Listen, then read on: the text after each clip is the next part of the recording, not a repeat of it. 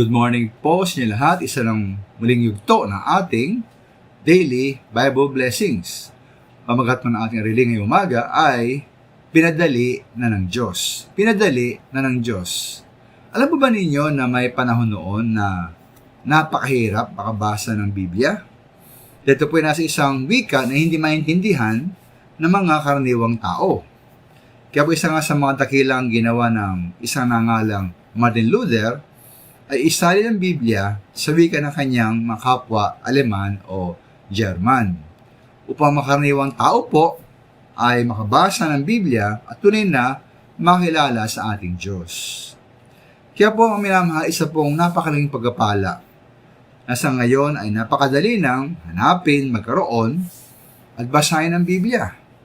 Hindi natin kailangan pumunta pa sa bookstore at bumili, magbayad ng Biblia. Hindi po. Maaari nang mag-download ng libre para sa ating gadget. Tapos maaari pa tayong mamili kung anong wika, Tagalog o English o anumang dialect po, meron din. Iba't ibang salin pa sa Tagalog.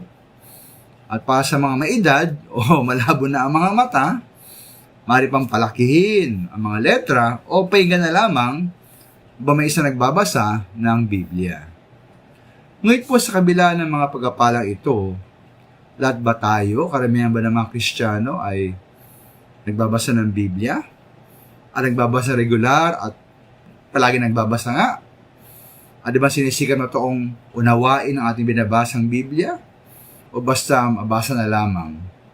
At di ba sinisikap itong isagawa, i-apply po sa ating buhay?